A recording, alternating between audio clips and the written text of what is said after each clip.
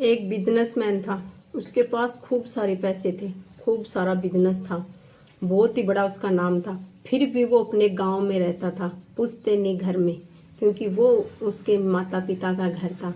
तो वो उस घर से बहुत ज़्यादा प्यार करता था, क्योंकि उसके माता पिता अब इस दुनिया में नहीं रहते थे। और बिजनेस था वो शहर में था। शहर में भी उसकी 2-3 बिल्डिंगें थी जिनको किराए पर दे रखा था लोगों को। गांव में होते हुए भी उसके घर पर काम करने वाली नौकरानियां आती थी।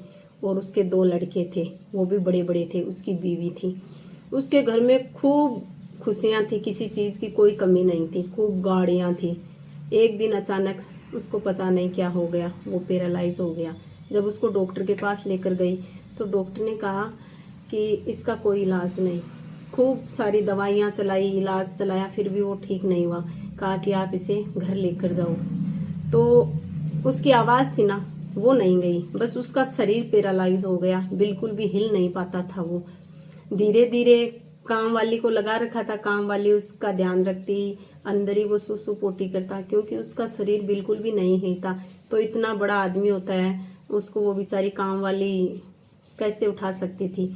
और उसकी बीवी थी, धीरे धीरे उसका भी प्यार बदल गया। उसके बच्चे थे, जो उसके 2 लड़के थे उनकी भी शादी हो रखी थी, उन लड़कों के भी बीवी बच्चे थे, उनका भी प्यार बदल गया। दोनों लड़कों ने सारा बिजनेस अपने कंट्रोल में कर लिया, मतलब सारे हर चीज़ पर हक जता लिया उन्होंने। तो धीरे धीरे उनका प्यार बदल गया, बोझ सा लगने लगा वो अपने बीवी बच्चों को। फिर एक दिन उनके बच्चों ने कहा कि पिताजी हम शहर वाले घर में जाकर रहेंगे। जब आपकी ये हालत देखते हैं तो हमारा दिमाग खराब हो जाता है, ना ही तो हम अच्छे से काम कर पाते हैं, ना घर में सुख शांति रहती है, ना ही हमारा बिजनेस में ध्यान रहता है। तो हम अपने बीवी बच्चों को लेकर शहर जा रहे हैं। तो जब ये बात सुनी तो उस मालिक ने कहा ठीक है आप जाओ, जाओ। जब आपको मेरे साथ रहने में दिक्कत है, प्रॉब्लम है, घुटन महसूस होती है तो आप जा सकते हो। तो उस बात पे उसकी बीवी ने भी कहा कि ठीक है मैं भी जाती हूँ, आपका ख्याल रखने वाली तो ये काम वाली है, और वैसे भी मैं आपका कुछ काम तो करती नहीं हूँ, मेरे से कहाँ आपका काम हो। तो काम वाली किस लिए लगा रखी है, ये आपका सारा काम कर देगी, हम 10-15 दिन में, महीने 20 दिन में आपको संभालने के लिए आ जाएंगे, रोज़ आपसे फ़ोन पे बातें कर लेंगे। तो पति ने मन में सोचा, जब बच्चे तो दूर की बात, पर जब बीवी जीवन संगिनी होती है, जिसने हर सुख दुख में साथ निभाने का वादा किया, आज वही इस मुसीबत में मुझे छोड़कर जाना चाहती है, तो फिर मैं इसे रोक कर क्या करूं। कहा ठीक है तुम भी जाओ, खुश रहो, अपना ध्यान रखना। ये कहकर चले गए वो सब शहर। तो जो काम वाली थी ना, उसका कम उम्र में पति खत्म हो गया था, उसका दो दो उसके बच्चे थे। वो शुरू से उन्हीं के घर में काम करती थी। जो बिजनेसमैन था ना, उसको महीने के 5-6 हज़ार रुपये सैलरी थी काम वाले की, पर उसके अलावा उसको पैसे देता था। कहता था कि तेरा इस दुनिया में कोई नहीं है, तुम अपने बच्चों को पढ़ाओ लिखाओ, उनको कामयाब करो। पढ़ाई लिखाई का सारा जो भी खर्चा था वो बिजनेसमैन उठाता था। उसके बीवी बच्चों को पता नहीं था, पर वो उसकी मदद करता था इंसानियत के नाते। सोचता कि हमारे पास इतने पैसे हैं, ये हमारे घर में इतना काम करती है इतनी ईमानदारी से, तो हम इसकी मदद कर देते हैं। ये सोचकर उसको चुपके चुपके वो पैसे देता था। काम वाली पे इतने एहसान थे कि उसने सोचा कि देखो कितना अच्छा था, जब ये इतने सारे पैसे कमाते थे इस बिजनेसमैन, तब तो इसके बीवी बच्चे इसके आगे पीछे फिरते थे। जब आज ये मुसीबत में है तो इसके बीवी बच्चे इसे छोड़कर चले गए। ये सोचकर उसकी उस काम वाली ने खूब सेवा की, बेगार की। वो बिजनेसमैन था, वो भी अंदर घुटने लग गया। सोचा जिस बीवी बच्चों के लिए मैंने अपना सारा जीवन अर्पित कर दिया, जिन लोगों के लिए मैंने अपनी सारी खुशियां दांव पे लगा दी, जिन लोगों की हर ख्वाहिशों को मैंने पूरा किया, आज वही मुझे इस मुसीबत में छोड़कर चले गई।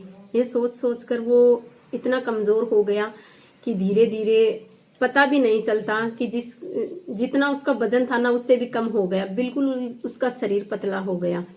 तो एक दिन वो मन में सोच रहा था कि जिन बीवी बच्चों के लिए, जिस बीवी के लिए मैंने इतनी एफडियां करवाई थी, सोना लेकर उसने लॉकर में रख रखा था, उसके बारे में उसकी बीवी को भी नहीं पता था। सोचा कि पता नहीं कल को बच्चे बड़े हो जाएं तो हमारे साथ कैसा व्यवहार करें, अगर मुझे कुछ हो जाए तो मेरी बीवी के लिए जीवन यापन करने के लिए मैंने चुपके से इतनी सारी एफडियां, इतना सोना लेकर लॉकर में रख रखा था। आज वही पत्नी मेरा साथ छोड़कर चली गई। तो अब मैं किसको दूं। फिर उसने जब नौकरानी को देखा तो सोचा कि ये देखो मेरी निस्वार्थ सेवा कर रही है, अगर इसे काम ही करना होता तो 5-7 हज़ार रुपये कोई और भी इसे काम के दे सकता था, किसी और के घर में भी काम कर सकती थी ये, पर नहीं, ये देखो यहाँ तक कि मेरी सूसू पोटी भी साफ करती है। जहाँ मेरे बच्चे बीवी मुझे छोड़ कर चले गए, यहाँ एक काम वाली मेरे साथ है। तो उस काम वाली को उसने कहा, एक लॉकर बताया उसने कि उस लॉकर में कुछ कागज है, तुम निकाल कर लाओ उसे। उसने चाबी दे दी, जहाँ पर उसने छुपा रखी थी वो चाबी भी उस काम वाली को बताई। तो वो काम वाली वो सारे कागज उस अलमारी से निकाल कर लेकर आई। तो उसने कहा कि मालिक आज ये कागज किस लिए। उसने कहा तुम टेम्पो बुलाओ, मुझे बैंक लेकर चलो, कैसे भी आज चाहे किसी और को बुला लो, तुम अकेली मुझे नहीं उठा पा रही हो तो मेरी कैसे भी किसी से भी मदद लेकर मुझे बैंक लेकर चलो। उस नौकरानी ने उसको किसी से मदद ली और टेम्पो किराए पर कर कर उसे बैंक लेकर गई। तो उसने अपनी सारी एफडियाँ तोड़वा ली, उसमें खूब सारा गोल्ड था, वो भी उस काम वाले को दे दिया। 2-3 एफडी थी जिनके सारी 50 लाख रुपए हुए, तो उसने काम वाले को दे दिया। कहा कि अब मेरा इस दुनिया में कौन है, जहाँ मेरे बीवी बच्चे थे वही मेरा साथ छोड़कर चले गए मुसीबत में, तो तुम ही तो हो मुसीबत में मेरा ख्याल रखने वाली। अब मैं अगर मुझे कुछ हो गया तो ये पैसे ऐसे ही चले जाएंगे, किसी को भी नहीं पता इन पैसों के बारे में। तो उस काम वाले ने कहा नहीं, मैं आपके ये पैसे नहीं ले सकती। कहा नहीं लेने हैं। तो उसने सारे पैसे उस काम वाले को दे दिया। फिर उस काम वाले ने सोचा कि शायद क्या पता भगवान साथ दे दे। तो उसने खूब सारे डॉक्टरों से पूछा।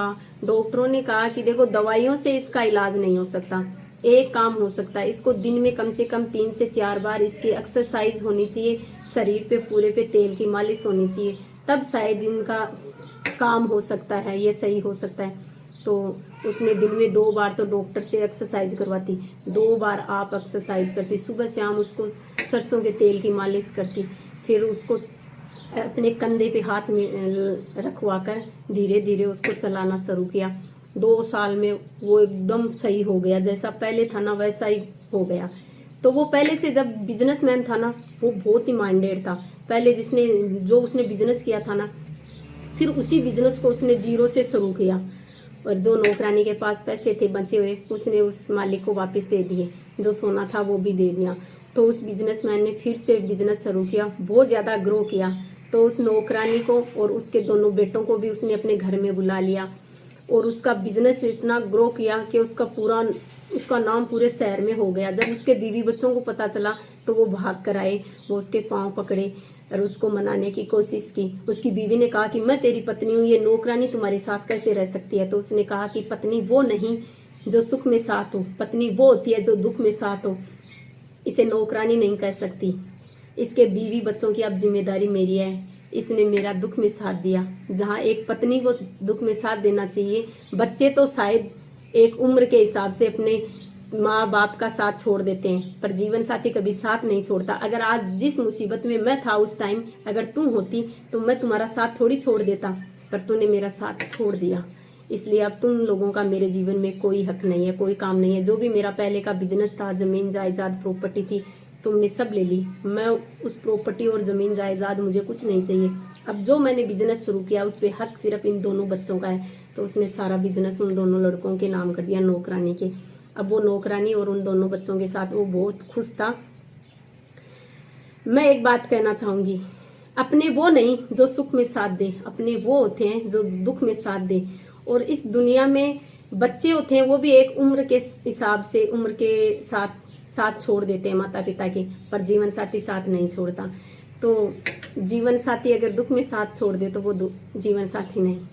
तो जो दुख में साथ होता है वही असली जीवन साथी होता है। तो उसके दुख में उसकी वो जो काम वाली थी वो थी। तो आप लोगों को ये स्टोरी कैसी लगी ज़रूर बताना। अगर अच्छी लगी तो शेयर करके जाना। थोड़ी बड़ी है पर बहुत ही ज़्यादा प्यारी और इमोशनली है।